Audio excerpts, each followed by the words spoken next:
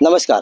आज आपल्याबरोबर भाजपचे अनुसूचित जाती जमातीचे सरचिटणीस सतीश बोंडवे सर आहेत आणि ॲडव्होकेट्स बोंडवे साहेब आपल्याला आज काही महानगरपालिकेचे जे कॉन्ट्रॅक्टर आहेत आणि त्यांची पोलखोल करणार आहेत, कशा पद्धतीने इथे अंधा कारभार चाललेला आहे त्याविषयी ते नक्कीच सांगतील. सर काय सांगाल, आज काय सांगायचं तुम्हाला? आज आपण प्रभाग समिती E मध्ये जर पाहिलं तर असा एकही रोड नाही ज्या ठिकाणी झाडांचा पालापाचोळा पडलेला नाही. या ठिकाणी पाटणकर पार्क असेल, चक्रधर नगर असेल, पांचाळ नगर असेल, हनुमान नगर असेल, त्याचबरोबर स्टेशन रोडचा परिसर असेल, सर्व ठिकाणी मोठ्या प्रमाणामध्ये झाडं छाटली आहेत आणि त्या झाडांचा पालापाचोळा गेले 15 ते 20 दिवसापासून रस्त्यावर पडून आहे. आणि हा महापालिकेचा कारभार आपण जर बघितला तर अशा प्रकारे हे झाडं या ठिकाणी पडलेली आहेत. पाठीमागे एक उद्यान आहे, त्या उद्यानामध्ये लहान मुलं, ज्येष्ठ नागरिक, महिला, पुरुष सर्वजण येतात आहेत. हे सर्वात मोठं रोगराई पसरण्याचं एक साधन आहे. महापालिकेला वारंवार आम्ही कळवत आहोत, पत्रव्यवहार केलेला आहे, परंतु आजपर्यंत यांनी हे झाडाचा पालापाचोळा, फांद्या उचलण्याचा कुठेही काम केलेलं नाहीये. महापालिका अतिशय धिम्म गतीने हे काम करते. आता आम्हाला समजलेलं आहे की एक कॉन्ट्रॅक्टर या ठिकाणी नेमला गेला आहे. त्या कॉन्ट्रॅक्टरने हे सगळं उचलून नेण्याचं काम करण्याचं त्याच्यावर जबाबदारी दिली आहे.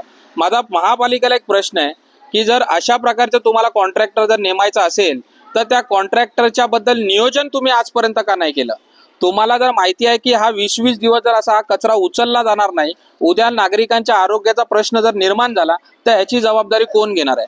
त्यामुळे महापालिकेचा हा भोंगळ कारभार आहे. या महापालिकेच्या या कारभाराच्या विरोधामध्ये आम्ही लवकरच आंदोलन करू. येणाऱ्या 2 दिवसामध्ये जर हा परिसरातला कचरा उचलला गेला नाही तर जनतेच्या वतीने तीव्र आंदोलन केलं जाईल. सर तुम्ही पाहिलं असेल, आता येतानाच आपण पाहिलेलं आहे की स्टेट बँक रोडच्या समोर ज्यावेळी येतोय ते विजेच्या ज्या तारा आहेत त्याच्यावरती ज्या फांद्या छाटून टाकलेल्या आहेत त्या आपण अजून काढण्यात आलेल्या आहे. त्यामुळे काय पावसाचा सीझन आहे, हा अतिशय गलथान कारभार आहे. कोणाचंही याच्यावर अंकुश नाहीये. महानगरपालिकेला कुठल्या प्रकारची कामं केली पाहिजे याबद्दल त्यांना कुठल्याही प्रकारच्या अधिकाऱ्यांवरती जबाबदाऱ्या नाहीयेत. आज एकाची जबाबदारी दुसऱ्यावर ढकलण्याचं काम महापालिकेचे अधिकारी करत आहेत. वृक्ष प्राधिकरणाचा हा जो काही सर्व काम आहे, हे कामाच्या माध्यमातून त्यांनी सगळी झाडं छाटली गेलेली आहेत, ती त्यांनी उचलली गेली पाहिजे. किमान 2 दिवसामध्ये सर्व झाडं उचलली गेली पाहिजेत. ती आजपर्यंत उचलली जात नाही. 15-20 दिवस झाडं कुजत आहेत. या ठिकाणी जो ठेकेदार, कोण केदारनाथ का असा कोणतरी ठेकादार त्याला नेमलेला आहे, त्याला कुठल्याही प्रकारचं नियोजन नाही आणि अशा प्रकारची अस्वच्छता करण्याचं काम महापालिकेच्या वतीने होत आहे. सर काय सांगाल की तुम्हाला आयुक्तांचा याच्यावरती कंट्रोल नाही असं वाटतंय का तुम्हाला? महापालिकेच्या एकंदरीत कारभारावरती तर इथे या ठिकाणी आपल्याला प्रश्नचिन्ह विचारावं लागेल. कारण आपण ज्या वेळेला पाहतो की 20-20 दिवस जर तोडलेली झाडं म्हणजे ही फांद्या जर उचलल्या नाही जात असतील तर मग नागरिकांनी हा सगळा जो खराब झालेला परिसर आहे, या परिसरामध्ये आपलं जीवन जगायचं आहे का?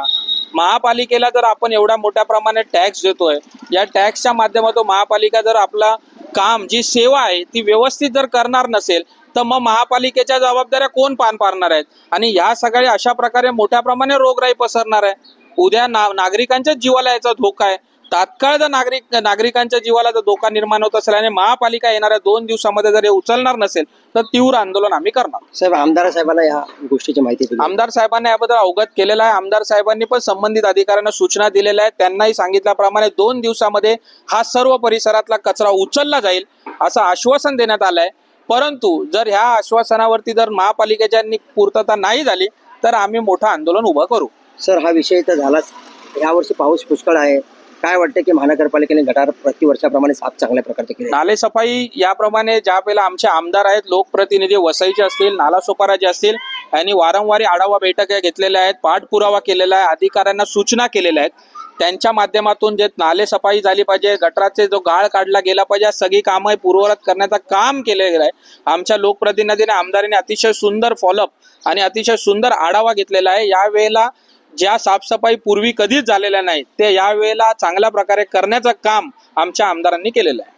साहेब, या आढावा अतिवृष्टी बिष्टीच्या वेळी काही पक्षाच्या वतीने लोकांसाठी मदत मिळावी अशासाठी काही नियोजन? आपत्कालीन व्यवस्था महापालिकेमध्ये असते. त्यांच्यामधून काही अशा पूर्व अशी काही परिस्थिती निर्माण झाली तर राज्य सरकार आहे, केंद्र सरकार आहे, हे नागरिकांना वेळोवेळी मदत करत असते, पाहणी करत असते. त्या माध्यमातून त्यांना जे काही त्याच्यामध्ये लाभ द्यायचा असेल तो मिळेल. नक्कीच आपल्याबरोबर युक्ती जाती जमातीचे सरचिटणीस ॲडव्होकेट सतीश बोंडवे सर होते.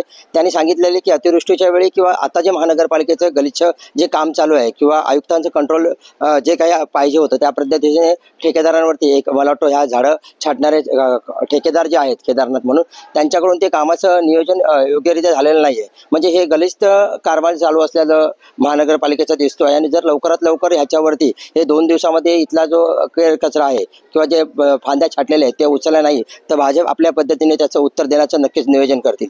जय हिंद, जय महाराष्ट्र.